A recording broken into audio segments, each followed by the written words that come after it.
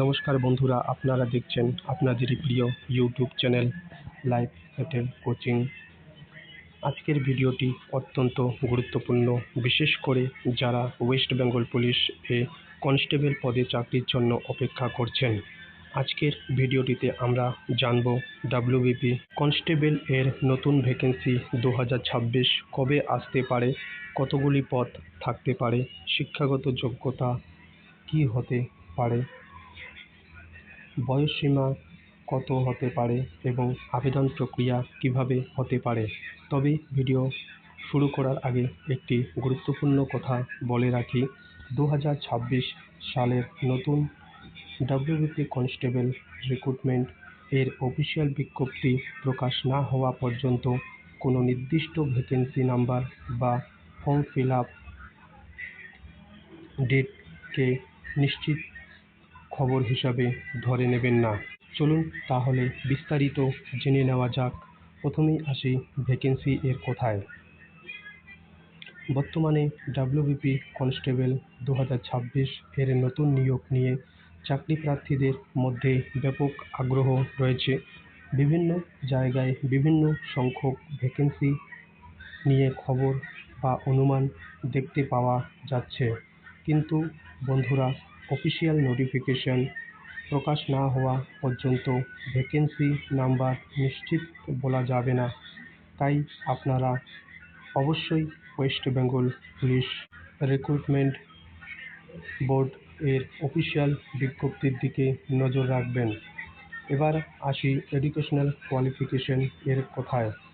আগের constable recruitment এর নিয়ম অনুযায়ী মাধ্যমিক বা 10 পাস প্রার্থীরা আবেদন করার সুযোগ পেয়েছেন।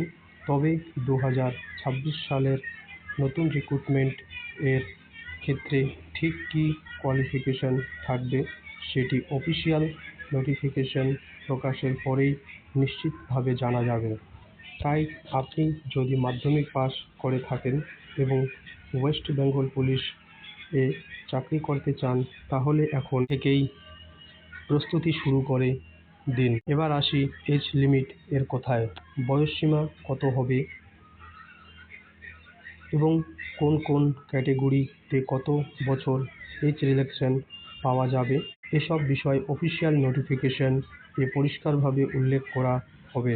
তাই শুধুমাত্র ইউটিউব এর কোনো পোস্ট দেখে নিজের এলিজিবিলিটি নিশ্চিত করবেন না। এবার আসি সিলেকশন প্রসেস এর কথায়।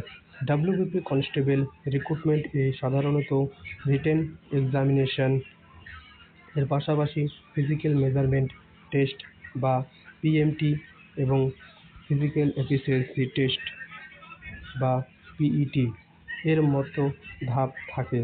এরপর রিক্রুটমেন্ট বোর্ড এর নিয়ম অনুযায়ী পরবর্তী সিলেকশন প্রসেস সম্পূর্ণ হয়। তবে 2026 সালের রিক্রুটমেন্টের ক্ষেত্রে কোনো পরিবর্তন হলে সেটি অফিসিয়াল নোটিফিকেশনে জানানো হবে। এবার একটি গুরুত্বপূর্ণ প্রশ্ন, ডাব্লিউবিপি কনস্টেবল 2026 এর ফর্ম ফিল আপ কবে থেকে কবে শুরু হবে? বন্ধুরা, নতুন রিক্রুটমেন্ট এর অফিসিয়াল নোটিফিকেশন এবং অ্যাপ্লিকেশন ডেট প্রকাশ না হওয়া পর্যন্ত নির্দিষ্ট তারিখ বলা সম্ভব নয়।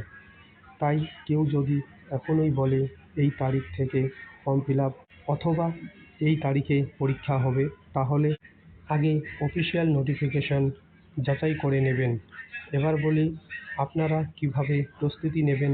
প্রথমত, প্রতিদিন নিয়ম করে রিটেন এক্সামের প্রস্তুতি নিন। দ্বিতীয়ত, mathematics, general knowledge, general science, current affairs এর ওপর জোর দিন। তৃতীয়ত, ফিজিক্যাল টেস্ট এর জন্য এখন থেকেই রানিং এবং অন্যান্য ফিজিক্যাল এক্সারসাইজ শুরু করুন, কারণ রিটেন এক্সাম এর পাশাপাশি ফিজিক্যাল ফিটনেস ও খুবই গুরুত্বপূর্ণ হতে পারে। আরেকটা কথা, শেষ মুহূর্তে প্রস্তুতি শুরু করলে অনেক সময় ভালো রেজাল্ট করা কঠিন হয়ে যায়। তাই নোটিফিকেশন আসার আগেই প্রিপারেশন শুরু করে দেওয়াই সবচেয়ে ভালো। বন্ধুরা, ডাব্লিউবিপি কনস্টেবল এর নতুন ভ্যাকেন্সি নিয়ে যদি অফিসিয়াল নোটিফিকেশন প্রকাশ হয়, তাহলে vacancy number, qualification, age limit, application date, exam pattern এবং সিলেবাস সবকিছুই আমরা বিস্তারিতভাবে আপনাদের জানিয়ে দেব। তাই চাকরির নতুন নতুন আপডেট পেতে আমাদের চ্যানেলটিকে সাবস্ক্রাইব করে রাখুন এবং নোটিফিকেশন বেল অবশ্যই অন করে দিন। ভিডিওটি যদি আপনাদের ভালো লাগে তাহলে একটি লাইক করবেন এবং আপনার যে বন্ধুরা ডাব্লিউপি কনস্টেবলের জন্য প্রস্তুতি নিচ্ছে তাদের সঙ্গে এই ভিডিওটি শেয়ার করবেন। আর কমেন্টে জানাবেন আপনারা ডাব্লিউপি কনস্টেবল 2026-এর জন্য অপেক্ষা করছেন কি না এবং আপনার কোয়ালিফিকেশন কত। আজকের ভিডিওতে এই পর্যন্তই। আবারও নতুন কোনো গভর্নমেন্ট জব অথবা প্রাইভেট জব এর আপডেট নিয়ে খুব শীঘ্রই আপনাদের সামনে হাজির হব। ধন্যবাদ। ভালো থাকবেন, সুস্থ থাকবেন এবং চাকরির প্রস্তুতি চালিয়ে যাবেন।